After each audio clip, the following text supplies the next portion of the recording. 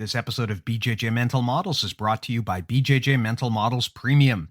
It's our membership subscription site for those of you who are truly dedicated to the journey of jiu-jitsu and self-development. It'll teach you problem solving, it'll help you improve your learning and retention, it'll help you build a game plan, and a lot more. You'll get access to unlimited black belt coaching from myself and other members of our community.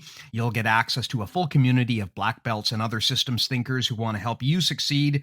If you're interested, premium.bjjmentalmodels.com is where you go to sign up. You'll get a 7-day free trial. No bullshit. Give it a try. Let me know what you think. If you like the podcast, you'll love BJJ Mental Models Premium. You can get it at premium.bjjmentalmodels.com. Give it a shot. Let me know what you think and enjoy the show.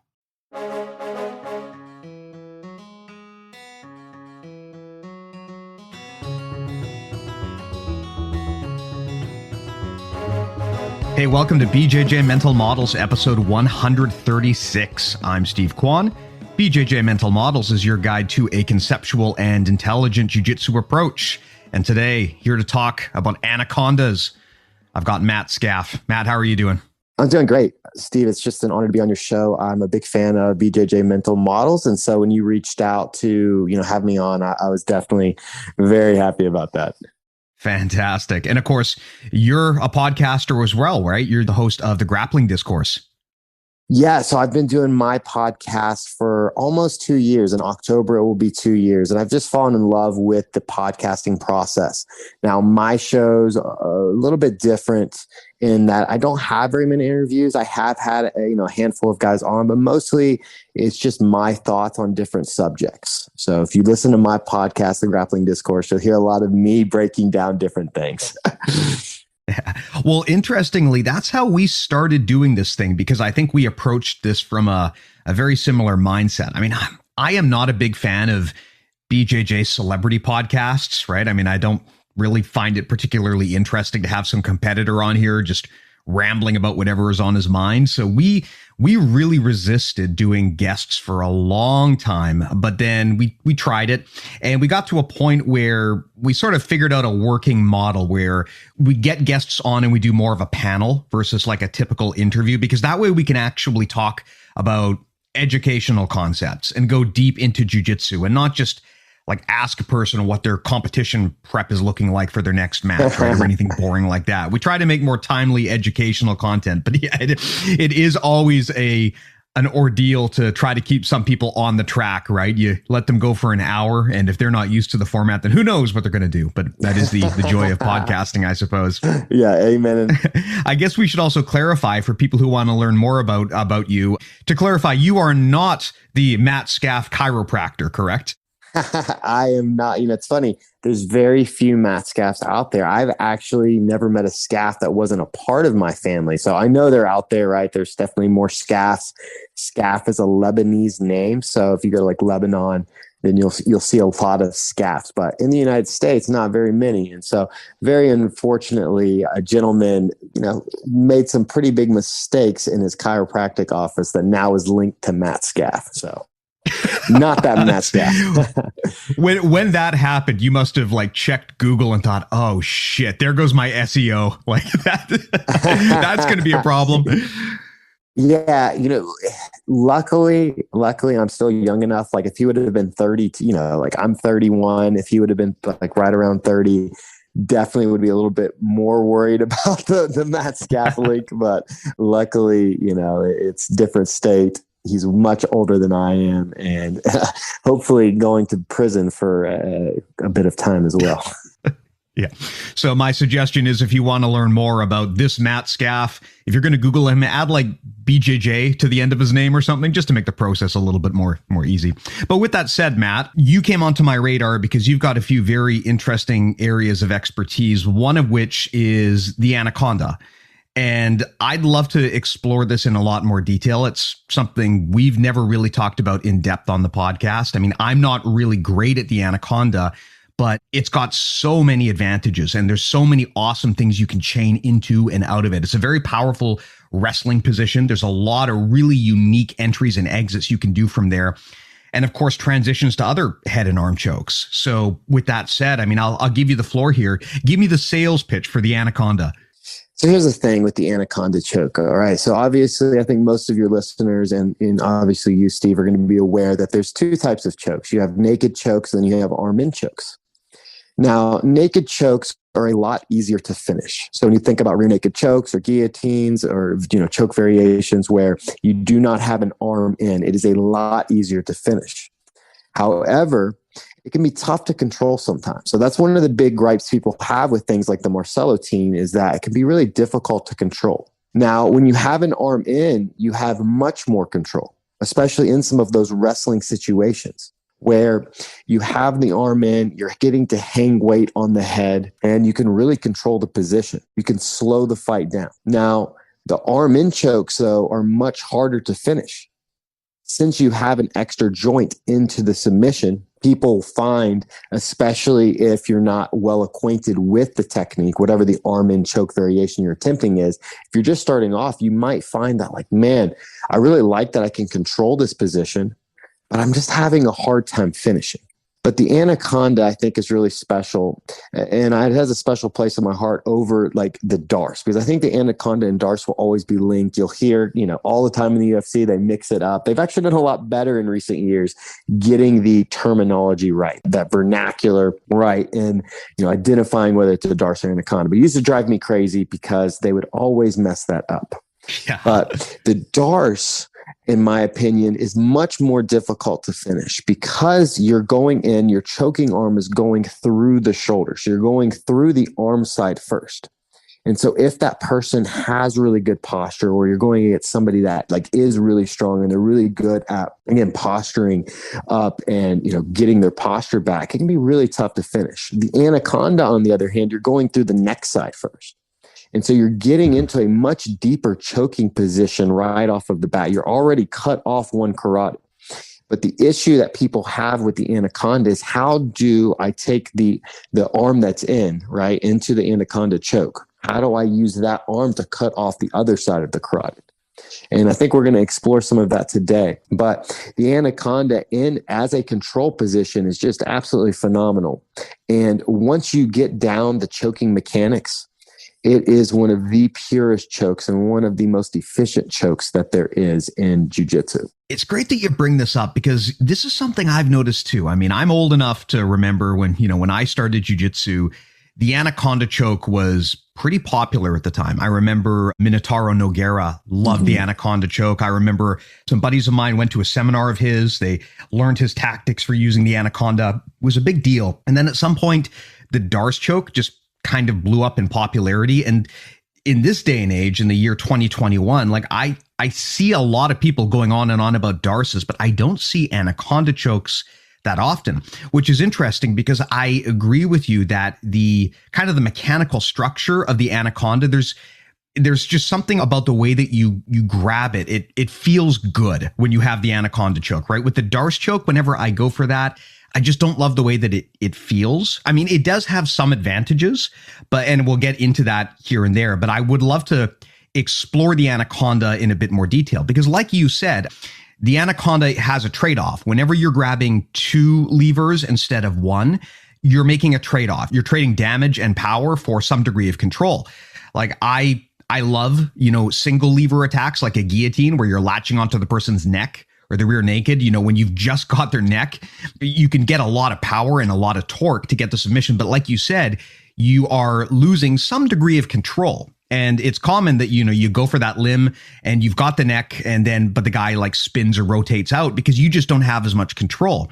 If you grab two levers at the same time, like a head and arm choke, it might not be as tight off the bat, but you've got so much more control. It's not just a submission, but it also doubles as a wrestling position and you can use it to advance. And I think that's where a lot of people get mistaken when they go for these head and arm chokes, right? They latch onto them and then they're disappointed that they can't just get the tap right away.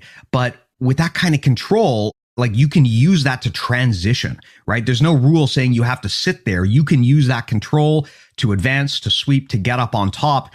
And I think that thinking of the Anaconda as more of a system rather than just a submission is a really interesting idea because of the amount of control it gives you. So if we're thinking about it as a system, right, there's going to be, in my opinion, the Darce is going to be in a completely different system than the Anaconda. So the Anaconda really sets up well with arm in guillotines, naked guillotines, and obviously the Anaconda. Like those three work incredibly well off of each other. And there's going to be times where you can switch. And what I really like, so when you commit to a naked guillotine, you have committed to the guillotine. It's very, very, very difficult to go back and then put an arm in. And if you do try and put an arm in, you're almost always going to lose it. So when you have a naked guillotine, you've committed to one movement. Now you would see Marcelo, right? He would chain his naked guillotine with the north-south choke. So if his opponent tried to escape the naked guillotine by going to their back, he would follow and he would pin them and finish with the north-south.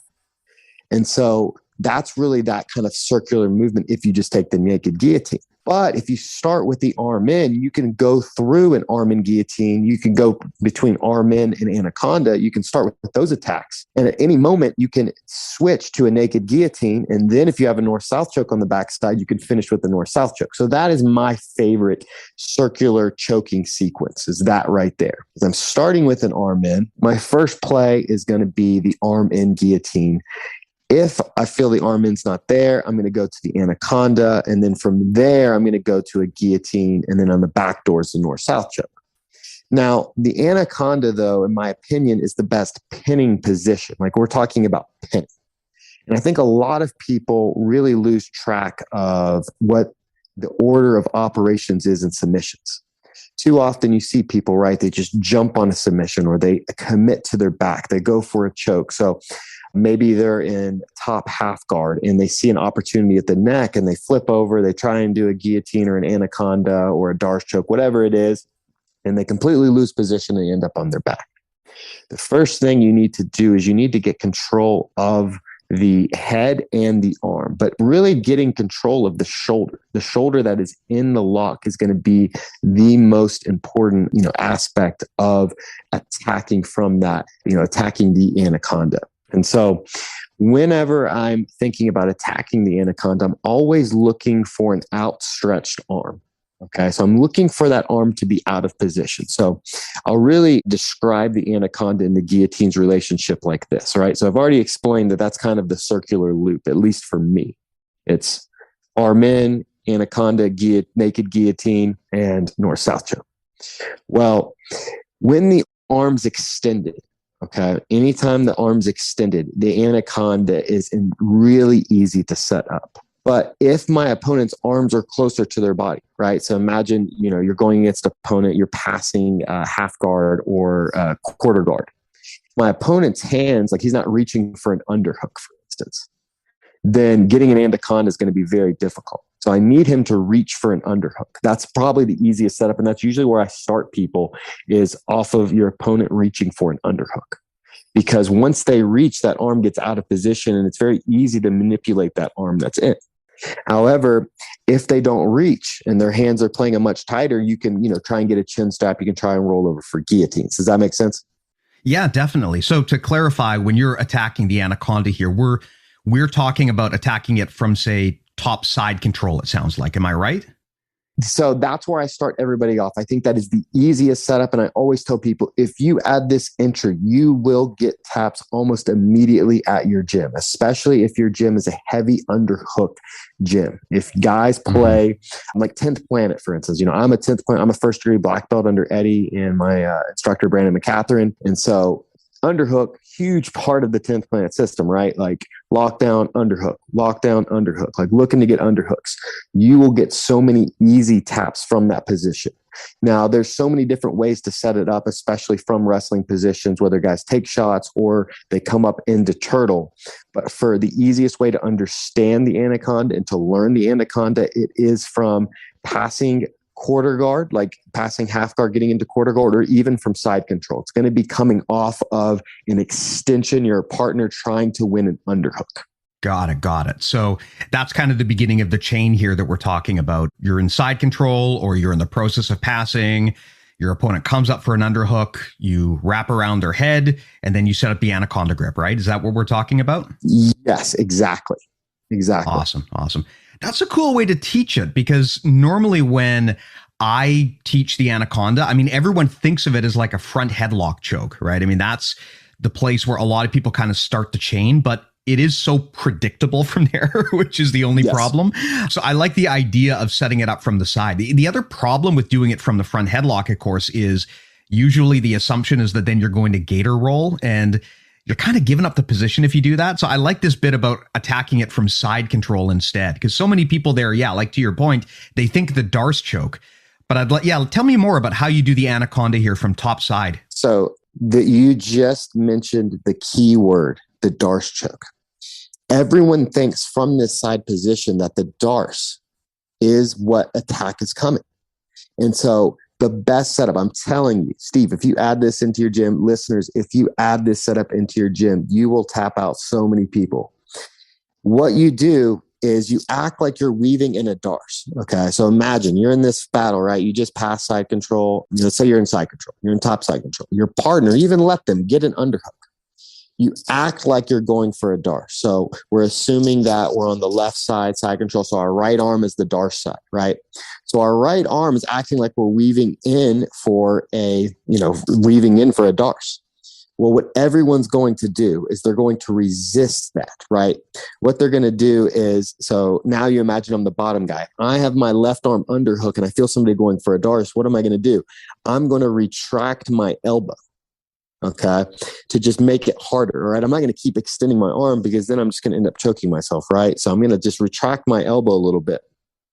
What you do then as the attacker is your right arm. So I'm back as the attacker. So I hope you guys are still following, but I've got my right arm in as a Darce. Okay, when I feel that my Darce is stopped, I get any resistance. What I do is I pinch my own elbow.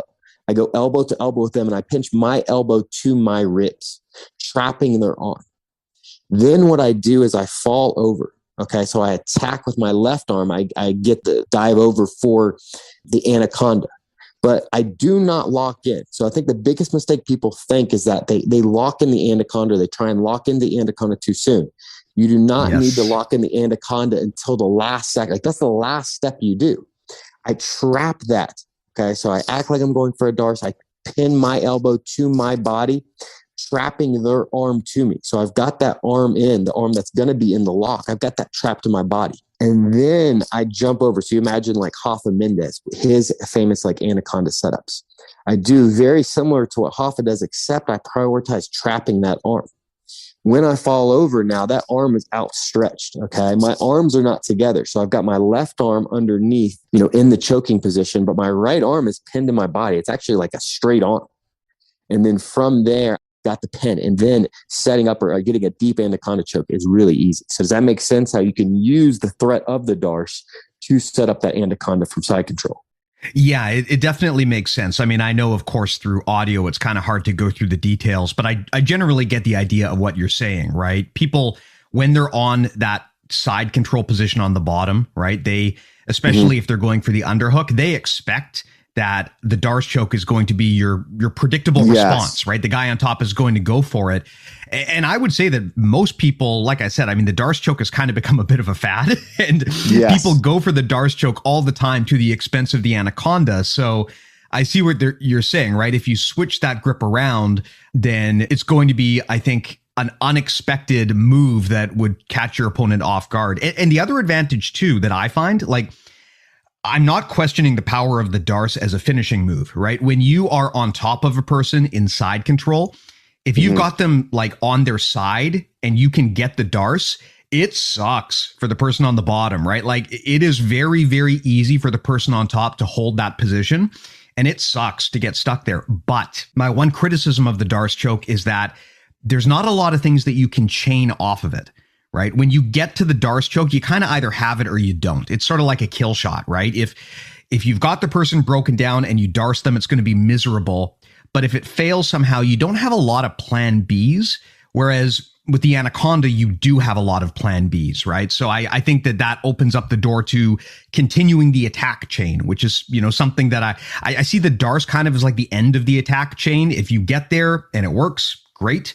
But if it doesn't work, I mean, you're holding the guy in a dominant position, but what's sort of your next step? Whereas the Anaconda, you have so many different movement options from there. I also love the bit that you brought up about not locking it until the last second. I remember My friend learned this again from Minotauro, and that was a breakthrough detail when he told me this. People, when they get that head and arm control, they like to grab on and latch on for dear life, like, squeeze, squeeze, squeeze. But the problem is, if you do that, first of all, you don't need to squeeze that tight from there if you're just trying to control the guy. Like if you've got his head in his arm, he's not going anywhere. You don't need to squeeze that tight until you're ready to finish. But also to finish a lot of these chokes, you need to slip a bit. Like you need to slip your body so that you're almost like 90 degrees so that you hit the carotids right. And you can't do that if you're squeezing for dear life, especially in the gi, right? Where there's so much friction. Oh, yeah. So the trick is you actually have to keep it almost a little bit loose. And then when you're ready to submit, you spin a little bit, hit both carotids. It's like a slide lock, right? And then you squeeze. So that's actually a really key detail that a lot of people don't understand is the squeezing is the last thing that you do. And it should be loose up until then. 100%. And here's the thing, right? So when you lock it up, and especially if you think about it from the turtle position or off of a shot, you see guys lock it way too soon. That's the first thing they do is they lock in the anaconda. The issue when you do this is it allows your partner to regain posture and allows them to engage their lat muscles to get separation between their shoulder and neck. So the arm that's in, I want that arm above their head. Once I get that arm above their head, they can't ever get their posture back, and they're not going to be able to find any space between their shoulder and their carotid. On the choking arm, so like what makes the anaconda special is that when since you're weaving through, your choking arm is weaving through the neck side first, you've already cut off one carotid. Like that part is done. And no matter how big your opponent is, the other big issue with the darts is if you're going against some super big guy, somebody that outweighs you by a lot, and you're not long limbed, if you don't have a long reach, it can be really tough getting your arm deep enough into the position. And with the anaconda, you can get your choking arm into a much deeper position initially, regardless of how big your opponent is. Then if you focus on the arm trap, so the arm that's in the lock, if you focus on trapping that to your body and getting it outstretched above their head, it allows you to choke. I think you can use anacondas against much larger opponents rather than, the darts, especially if you are shorter limbed. It's going to be much difficult for you to use that on somebody that is much bigger than you. Yeah. Well, I want to ask you quite a bit actually about the whole big guy, little guy dilemma here. But before we get into that, something else that I think is worth bringing up on this topic too, because I think it is so critical that people understand, like when you're going for the anaconda, don't lock it until you're ready to submit. Another reason why that's important is because, and I see this all the time, if you overcommit to the choke, especially if the guy's in turtle or something, and you go for like a deep anaconda before you've broken him down, you are committing your arm to him. You're actually giving him a kinetic chain that he can control. And if you're sparring with like a Tella's disciple or a Preet Mikkelsen disciple, like if you go for head and arm control on them from turtle, and they can actually grab and control your arm, like they're going to fuck you up. It doesn't even matter if you think you have control from there. As soon as you give them your arm, they can use it for controlling you, and you can wind up in some gnarly positions from there. So it's actually the same if you're playing back attacks, right? A mistake I see people make all the time is they're on someone's back and they try to go for the rear naked and they throw their entire arm across the guy's face. And what does the defending person do? They like grab and control the elbow and then they spin around. I mean, the trick to rear naked chokes is you don't give him your whole arm until you know you have the choke. Your opponent should not be able to grab your elbow because if they can do that, you're screwed. And it's very much the same if you're going for the anaconda from the top, right? You don't latch in and fully commit until you know for certain that you've got this thing. Otherwise, you want to keep it loose enough that you've got a seatbelt on your opponent, but they cannot turn that seatbelt against you. It's a very funny timing thing that no one ever taught me. But when I realized that bit about like, don't commit to this shit until you know you've got it, suddenly no one could get out of my choke attempts because what they wanted to do was like grab my arm and spin around and wrestle out, but they can't do that if they can't control your arm. It's who can hang their weight, right? Like if I can hang my weight on you, on your head, then I'm going to win that situation. But if I'm going against an Eduardo Tellez disciple or Eduardo Tellez, and I stick my arm deep into his armpit and he's able to put his weight on mine, then there's a really good chance that I'm getting arm locked off of my choke attempt. which is Yes. a disaster, an absolute disaster, And so it is crucial that, again, I really prioritize straight arms. Okay. So when I'm attacking any of my chokes, okay, I'm not thinking about connecting. So like my choking arm is always going to be hanging weight through my lat down into, my hand. And so what that looks like from the turtle position. You just think about the rear naked choke. You often see, right, people do this kind of like a crossing motion, right, where basically they're just using their forearm and their hand muscles to try and get underneath the neck.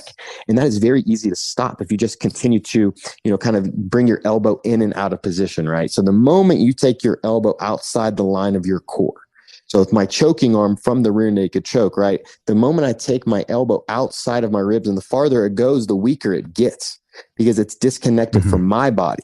And so if somebody grabs my wrist, for instance, and my elbow's outside, so, if your listeners, just take your hand and you imagine you're going to rear naked choke.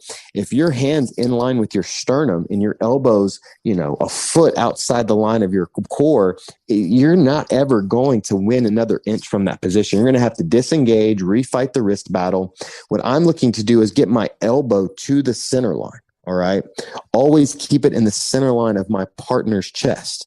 And I want to punch that arm as deep as I can across that center line. Okay. So now if you take that idea from the turtle position, I'm not coming across like an anaconda. Like I'm not like throwing crosses, with my arm in 90 degrees, from my shoulder, elbow to hand. I'm not trying to punch through that space. It's going to be impossible because somebody really good from turtle is just going to pick my wrist off. What I do instead is I get my elbow close to my body and I punch that arm straight and I punch it at an angle. So I'm going to punch it like almost like it's going straight down and across. All right. And that allows it to come through the hole. And I don't lock in. What I prefer to do is either get control of the tricep with my right hand, like the arm that's going to end up being in the anaconda. I like to get control of the tricep right there. Or, even like a kind of a worst case scenario would be, just getting control of like a gable grip right there and using my elbow to start pinching that arm across. But I do not ever punch that outside arm in deep because, again, your partner's going to start to hang weight right there. They're going to have your arm inside their lock, and now you're going to get jacked up. And that's just, you can't have that. So I've talked about this concept before, and I call it the 3-joint rule. And the idea being that, like, look, you got 3 joints in your arms and in your legs, right? So in the case of your arm, you've got 3 major joints. You got your wrist, your elbow, and your shoulder. And generally speaking, you can give your opponent one of those joints to play with and you're safe. But as soon as they can control 2 joints on your arm, you're in big trouble, right? You're open to arm drags and things like that. So that kind of comes into play here. And that's one of the reasons why you got to be careful going deep on that anaconda is because if you're fighting with your wrist, if you go in shallow, then your opponent can grab your wrist. I mean, they might be able to stop the choke, but that's okay. You can fight from there. But if you go in deep, now they've got your wrist and your elbow, and that gives them a lot of leverage over your body. So you only really want to go in that deep when you know their alignment is busted. Like you're basically setting up the submission at this point. There's no way for them to get out. I think that people do get overly enthusiastic about the anaconda, and they think that just because they've got a head and arm grip, it means they can finish. And they squeeze like crazy. You see the same thing with the triangle choke, right? People, they'll reach up and they'll cross their ankles and they've got the guy's arm and leg on the inside and they think, I've got a triangle. And so they start squeezing like crazy in that triangle position. But like, if you don't have a 90-degree angle, if you don't have the person's arm across their body, very, very hard to finish the triangle. And you see the same kind of myopia when it comes to the anaconda, right? Where people think just because I've got the head and arm control, that means I have a submission. But that's not necessarily the case, right? It means you've got anaconda control, but you might still have to fight to actually break them down to the point where you have submitting control. So there's like a degree of restraint you need to have when you're playing a head and arm attack game, which is to know, you have to know when it's time to control and when it's time to squeeze and attack. And usually people go for the finish way too early with these head and arm attacks. 100%. And they don't utilize their lats. If you're not utilizing your lats in your chokes, especially arm in chokes, then you are always going to struggle to finish. You're going to use way more energy to finish. I always see people, the first movement they do when they lock in is they start walking their body towards their partner's head, which is a great tip to finish, right? But that's kind of like in a triangle. So if we just go from the guard and I get you in a triangle choke, it's like if somebody just pulls on the head down as hard as they can. Like, yes, that adds to the finish, but if you haven't cut the angle, if you haven't rebit, and you haven't got that perfect triangle angle with your hamstring cutting off that carotid, with the shoulder in the perfect place, like pulling on the head, that's one of the last details you should add to the choke. It's not one of the first. And so making sure that your elbows are close to your body. So you always bring your elbows to your body, they go down and into your body. And then if you need some more leverage and you need there's a couple of extra things you can do on your anaconda to apply extra pressure, but it's not walking, that drives me crazy when I see walk into the body, walk into the head, no, your first play should be to get those elbows pinched into your sides and then pull back in. And so you're engaging your lats. Got it. So any pointers on that to engage your lats? Because this is, again, something that people often screw up when they're going for chokes is they're so focused on squeezing with their arms that they don't take into account the power of the rest of their body. And I mean, I don't care how big and beefy you are, your arms are never going to be as strong as your legs or your core muscles. And so people they get tunnel vision, they go to squeeze with their arms, but they forget, I could be torquing with my core. I could be using my legs to manipulate my opponent. So when you say here with the Anaconda, use your lat, what exactly do you mean and how do you go about doing that? Okay, so it's just like if you think about a rear naked choke, right? So people get the rear naked choke, they grab their bicep, they reach across. Now, if your first movement, is to pull in, you'll notice your elbows flare out. Okay. And while again, you'll still be able to get the submission if somebody has control of your wrist right there, even just one of your wrists and pulling, you'll be able to finish. Instead, when you get that rear naked choke, what you want to do is you want to close your elbows to your body so your elbows go in and then down into your body. And you'll notice that your lats, you're pulling them into your lats. That's exactly how you're going to finish the Anaconda. You're doing the exact same thing. So on the Anaconda, so let's say from that side control setup, partner reaches for an underhook. I use my right arm to trap his underhook arm to my body. My left arm's the choking arm. I dive over into the Anaconda position. Okay. So from here, I've got my right arm straight and I've got his arm trapped. My elbow's trapping his elbow to my body. My choking arm is deep. What I like to do is I internally rotate my thumb. So I go down to expose my tricep. Okay.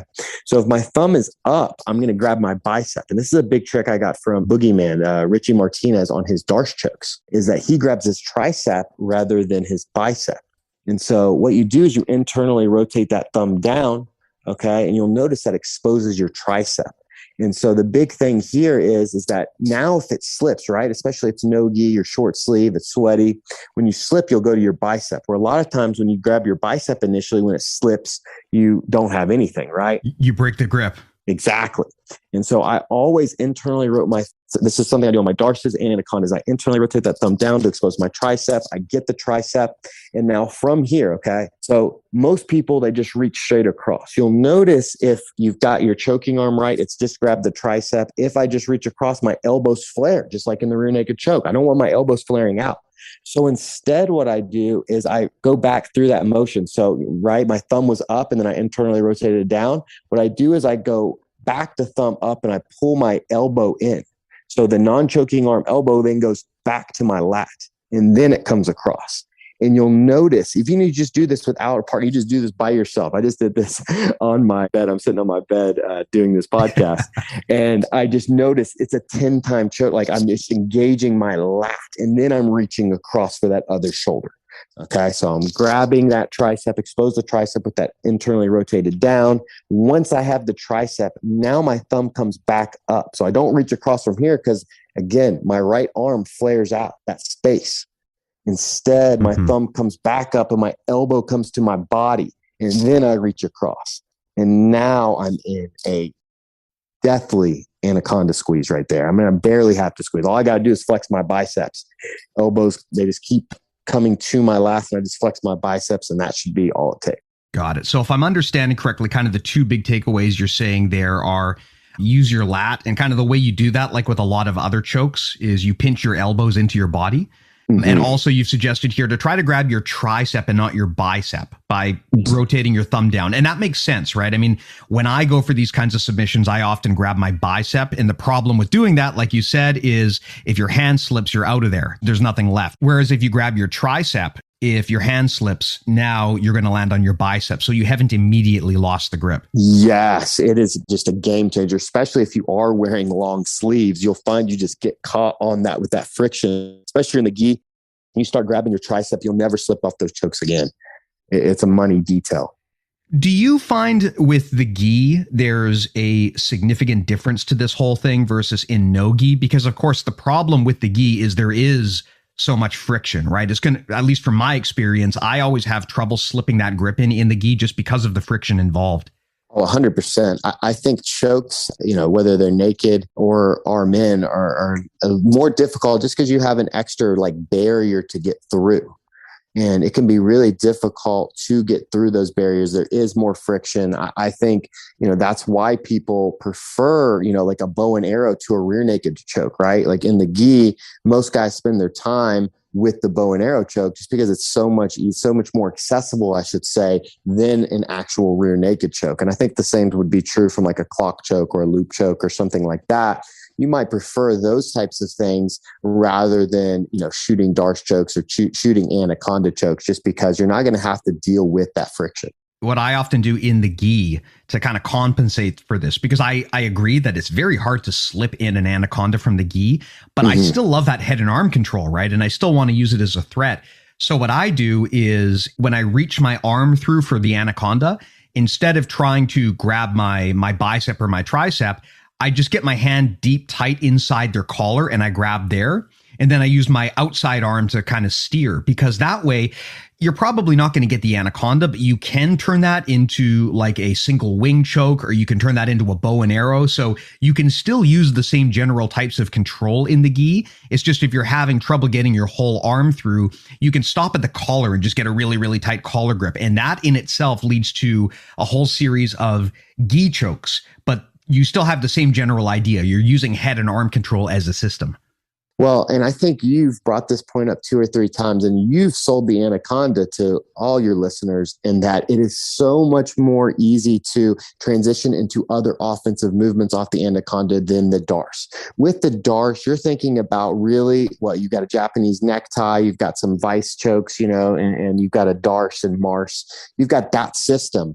But other than that, it's really, there's not a lot of offensive options that you can transition into. You're looking for some type of vice grip or Darce style attack off of that. With the Anaconda, man, you can turn it into so many other attacks. You can start with that control and really assess what your partner's doing. And I love setting up other attacks off the Anaconda, but the Anaconda as a pure submission is one of the cleanest, but its ability to function as attack in a series, in a set of movements is really what, in my opinion, sets it apart and really makes it a special movement. Yeah, I like with the Darce that if your opponent escapes it, you're probably still going to be in a pretty dominant position. That's one of the benefits to it. But I see the Darce as a late game submission. You kind of use that when you've already got your opponent in a pretty compromised position. And then if it's there, you take it. Whereas the Anaconda can be more of an early game attack. If your opponent is turtling, you can use that. And then you can, much like the Kimura trap, you can use the Anaconda to advance through other positions to get to more dominant positions, which is something that it's a bit harder, I think, to do with the Darce, just because you're kind of using that grip and you're kind of getting into that position from a spot where your opponent has already probably broken down pretty bad by the time you set up the Darce. Yes, I completely agree. And the Darce is, in my opinion, a much more specialized movement. Like you're either a Darce specialist or you're not, right? So you see the Rotolos right now, just absolutely dominating with the Darce choke. And you've seen guys like Tony Ferguson in MMA and other guys like Edwin Najmi. There's some Darce masters out there, but it's like you're either a Darce master or you're not, you know. And again, you'll see guys have success with the Darce that obviously aren't Darce masters. But again, it seems like the Darce is one of those, like, it's either your main move, like one of your 2 or 3 main moves, or it's not. Like, it's either in your A game or it's not. Where the Anaconda can be a movement that, you know, just works well into whatever, you know, like there's so many different attacks it works well off of. Got it. Well, let me talk about attributes here, because as a smaller guy with short arms, the problem I have with a lot of head and arm attacks is that my limbs always feel like they're too short. I find this with the Anaconda, with the Darce, with the head and arm choke. I find this with the triangle choke because my legs aren't that long, right? The challenge that I find is that some of these dual lever attacks where you're attacking like the head and an arm at the same time, there is, or at least it feels like there's a limit to body dimensions, right? There is just a point where your opponent is so big that if your limbs are too small, it's actually even hard to get the lock itself. And for shorter limbed people, I wonder what your advice would be here. Like, let's say I go for the Anaconda on someone, but you know what? Like, I just can't get my bicep or tricep. The guy's just too big and beefy. Maybe I can get a gable grip, but I can't actually get my bicep or my tricep to really have a true Anaconda. What do you do from there? Do you have any suggestions for that kind of situation for people who maybe are limited by attributes? So there's 2 big important things, right? We've already talked about not locking the choke too soon, because again, if you try and lock the choke too soon, especially without having the arm pinned, then you're definitely limiting your ability to hit bigger opponents, right? So if you try and lock in the position too soon, then again, you're going to have to do it on somebody that's smaller, or like you're going to have a lot of success. Like generally when you see people lock in the choke too soon, it's they're longer limbed, or they're like much longer limbed compared to the partner they're going against, right? Like their arms just fit super deep and then they lock it in and then they can gator roll, or then they can. And everybody goes, man, I wish I had long arms because I could then do that. But at the same time, those guys don't have sometimes finishing success because their arms are too long. Sometimes the advantage is having shorter limbs, because when you do get it right, the choke comes on immediately. With those longer limbs, sometimes, again, those guys struggle to get the finish because they don't have the finesse to get the finish at the ending. So the other big thing is that with the Anaconda, I can use my legs. And you've seen Rafael Mendes utilize his legs in his Anaconda chokes to really take on, you know, and tap bigger opponents. There's one Anaconda and one roll on YouTube that I really encourage everybody to watch. It's just a training session roll. I think they were getting ready for ADCC, but it was Rafa versus André Galvão. And they had this roll, and it was a 10-minute round, and it was an absolute war, but Rafa ends up catching André Galvão, tapping him with an Anaconda choke. And the way that you utilize your legs, your ability to pass. So from that trapped arm, right? So initially, if we go back to that side control, you know, that side control entry where I've trapped that underhook to my body, right? You can do that on anybody, no matter how big they are. But then your ability to pass that off, so go from your arm trapping it then to your leg trapping it. So my knee then is taking place of that elbow. So my knee now is on top and pinning my partner's arm above his head. Now I can really establish my length. I can really get the most length out of my arms. I have time then to stretch out both of my arms and see if I can get and lock in that position. And you'll find that, guys, if let's say you're a 155-pound male and you've got average arm length, you'll find you're able to Anaconda 205-pound training partners pretty easily when you incorporate your leg into that lock. Does that make sense? 100%. And that's actually another one of the advantages that the Anaconda has, right? If you're trying to Darce someone with the Darce, you're using your hands and your upper body, and you either have it or you don't. And if the guy's too big and strong to Darce, you're kind of out of luck. Whereas with the Anaconda, you're facing in the other direction. You're actually facing towards the guy's legs. And that opens up the ability for you to use your legs so you can actually coil up all the way around him. So that's one advantage the Anaconda has that the Darce doesn't. It's got like a stage 2, whereas the Darce has kind of like stage 1. You've either got it or you don't. With the Anaconda, if you cannot tap the guy just with upper body control, you can bring in your legs, and then you can go to like stage 2 and use your whole body to get the choke. Exactly. And then with your leg, you kind of maneuver his arm around a little bit to get it into a better position so your arms can get deeper. And a lot of times I tell, just like you would rebite a triangle, so like a triangle choke, right? You would rebite. Let's say you locked it too soon and it was shallow. Well, you might need to rebite so you get that hamstring in that perfect spot on the carotid. You can do the same thing, especially when you've got your leg incorporated into the anaconda trap. So now that leg's trapping that arm. Now your arms can be free. You can then really reach deeper with that choking arm, and you can try, and especially if you start exposing your tricep, you'll find that again you're able to tap much larger training partners than you initially were able to. Especially if you've never done anaconda, you've just been trying darces, you'll find you can anaconda, you're going to be able to anaconda larger opponents that you wouldn't be able to darce. Mm-hmm. Makes a ton of sense. Anything else that we missed, or did we kind of cover all of the main points? I mean, I know I could pick your brain on this forever, but are there any like other major absolute details that everyone needs to know if they want to start incorporating the anaconda into their systems? Yeah, so I want to go back to the gator roll, because I think that's where it's most famous. I think most people know the anaconda from the turtle. So if I'm teaching it to a student or to somebody that is uninitiated in the anaconda ways, I always show it and go, hey, just spend a couple of months, go back to your gym, or utilize it at our gym in your training sessions, attack it from underhooks, whether it's from quarter guard, like you're passing through a knee slice and a guy wins an underhook, or you're in side control. But the next step would then be incorporating the anaconda from the turtle position or from a shot. Mm-hmm. Now, what you see usually when people get that gator roll, right? So they lock it in soon, and then they roll underneath. And the big thing, I think, and a lot of people end up like rolling the person on their face. I know so many people are like, man, I hate doing the gator roll because my partner just rolls over my face, and it's super uncomfortable. It sucks like whenever that happens. And so what I prefer to do is, instead of locking up on your bicep or tricep or anything like that from the turtle position, I prefer to get a gable grip right there. So my left arm is my choking arm 95% of the time. Rear naked chokes. The only chokes I'm ambidextrous with is north-south. Like I'm good at north-south chokes on my right and left arm.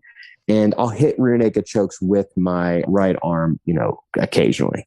But for the most part, especially anacondas, it's all left arm. So my right arm, the non-choking arm, it's the elbow is going to be pushing their elbow across. Okay, so the arm that's trapped in, that elbow's going to push slightly across. And it's not aggressive. Like I'm not like aggressively going. This is the most important detail. So think about an alligator or a crocodile, right? Imagine there's an animal, it's, you've got a deer and it's drinking from a stream, all right? What a gator does, right, is it latches on, and what does it do? It pulls its prey into the water. So it pulls it back into the water so it can get that death roll. And that's how I imagine the gator roll. Most people, they lock in and then they gator roll. I need to pull my partner back at a 45-degree angle. Okay, so what I do is I sprawl back and push my partner's weight into their elbows, which makes their hips light. So then when I engage my gator roll, their hips and the back part of my partner's body is light because I've pulled all their weight. I've sunk all their weight into their upper body, and it's easy for me to roll underneath. And so when I get that position, again, I've locked in that gable grip and I've got my elbow as a wedge, stopping my partner's base and kind of keeping his elbow from basing out and kind of pushing it across. The most important part is that I sprawl back at an angle, putting that weight into their upper body, and then I engage into that gator roll. Does that make sense? Yeah. Another pointer that I use sometimes when it comes to that anaconda sequence in the gi is if instead of grabbing a gable grip, you actually grab their collar on the inside. So I shoot my hand through, and instead of reaching all the way through to grab my bicep or a gable, if I grab their collar, they have to bring their arms in, because there's a legitimate choke attack there, right? Like I can actually get on top of them and bow and arrow them. So in the gi, if you're having trouble doing the gator roll because the guy's basing with his arm and you just can't knock him to the side, make him think you're going for like a gi choke. Grab his collar, because then he must bring his hands in to defend, and that makes it way easier to get the gator roll because he doesn't have that wide base anymore. Yeah, that's a beautiful setup right there. And anything that brings your partner's elbows, closer in. And then when you get that gable or some type of thing blocking that arm from coming back out, I again, trust me, like pull back. If you just pull them, you sprawl back and pull them back at a 45, then initiate that gator roll. You're going to have a much more success. And then once I get there, again, I don't lock initially. So after I've done my gator roll, I still go through my same steps. The first thing I take that right arm and I stretch it straight out and internally rotate that thumb to get control of my tricep. So that left arm stays in position, but that right arm straightens out. And you'll find that when you do that, your tricep just comes right to that hand. And then you go right back into your Anaconda finishing details. Got it. Cool. So, I mean, we've got a ton of stuff here that we covered today. I guess one last question. I mean, I know that for some people, they're going to want to start seeing visual details. Any instructional content or videos or tutorials you've done or you've seen someone else do that really illustrates all of these points so people could use their eyes and not just their ears? Yeah, so Rafael Mendes, I think, is most people, and I love that you said Nogueira, because Nogueira was the first guy I think all of us saw use it at a high level. Mm-hmm. And he was the one that really, brought the Anaconda choke to the grappling community's minds. It really exposed the grappling community to the Anaconda choke. Then Rafael Mendes, Rafael Mendes has phenomenal Anaconda material. I believe he's got a couple free videos on YouTube. And then at our gym, if you're really interested, I'm almost positive I taught the Anaconda in a series for 10th Planet Decatur, and Brandon, my instructor, has an online website. It's brandonmc.ninja, and it's got all of these Anaconda details I'm talking about. There's a month-long series in there. If you join that, if you really want to find out, you can join for a month, take those Anaconda details, see what we're talking about and using in that in that system. And those are going to be kind of the main places that I would recommend. But Rafael Mendes, he's definitely the GOAT of the Anaconda in my mind. So I'm sure his AOJ website's got some phenomenal Anaconda resources. Awesome. So I'll try to grab these resources and link them in the show notes. So if anyone wants to find them, just open up the podcast, go to the show notes. You should see them there. So just to recap, Matt, I guess the big pointers, I kind of got 5 of them here that I took away from this conversation. One is don't go for the squeeze too early. One is don't go too deep too early. One is when you finish, use your lat, pinch your elbows into your core. Additionally, try to grab your tricep and not your bicep. But you can do that by internally rotating your thumb down. And then the last one is if you're going for the gator roll, pull back and sprawl at a 45-degree angle, or you can threaten the choke or really do anything to try to get your opponent to bring their elbow in so they can't base. Is that about right? Did I capture everything? Exactly. And I would highly recommend anybody that's really wanting to get good at the Anaconda, please set it up and start learning it from that underhook from side control. It's just so much easier to get reps and to get entries that way than, in my opinion, from the turtle and from the sprawl position. Now, if you've already got somewhat of an Anaconda game and a front headlock game, you're a purple belt or up, do your own thing. I think purple belts, deserve the ability to kind of guide their own training at times. Purple belts and up, obviously do your thing. But if you're a white or blue belt looking to get into it, start from side control. Fantastic. So, Matt, if people want to find you and check out your work and not accidentally get connected with a sexual predator chiropractor, how do they go about finding you? The real Matt Skaff. Yeah. So come down to 10th Planet Decatur if you're ever interested. 10th Planet Decatur in Alabama. I really think we've got some special things going on there. We love having visitors. We have people come from all over the world all the time. We always have visitors. We love having visitors. So if you want to come train with me, come down there. Obviously, my podcast that Steve's already alluded to, the Grappling Discourse. I do episodes every week. I usually try and do 2 or 3 episodes every week. And that's a great way to keep up with what I'm doing. I talk about grappling. I talk about I talk about a lot of different subjects, a lot of different mindset type stuff, and how it relates to training and just different things like that. And You can also, so I'm also on a show, and people have really been enjoying this. Me and Brandon have started a show on his YouTube channel. It's once a week right now, but we bring on some talking heads, and it's called Around the Mat. And so we just discuss different topics for an hour. You can watch that show. It's Thursdays on Brandon YouTube channel. Usually it starts airing at 1:30 live. So if you want to check that out, I'm on Brandon's YouTube channel all the time. And then at Matt Skaff is the last thing I'll tell you guys. It's just my Instagram. I don't really use it much, but I get messages all the time. And so that's how I communicate with people. Awesome. So if you've got Anaconda questions, hit up Matt Skaff on Instagram. Well, Matt, thanks so much for dropping by. Really do appreciate it. Fantastic talk. I love these like uber technical conversations where we like pick one specific thing and just nerd out on it in like tons and tons of mechanical detail. One of the things I love about audio, and I think probably you're on the same page, is you don't have video and eyeballs as a shortcut. So you have to really think about what you want to say, and you have to really understand the concepts, and it makes it so much more rewarding, I think, when it comes to putting together and sharing your ideas. Like anyone can throw a camera on them and say, just follow the steps, right? But it's another thing to actually break things down into concepts and explain why you do things a certain way. So thank you so much for dropping by and sharing those ideas with me here today. Absolutely loved it, Steve. Anytime, I'm happy to come back. But thank you so much for having me on. Awesome. And of course, one more thing for the people who want to support us. I think everyone probably knows, but this podcast is powered by our premium service, premium.bjjmentalmodels.com.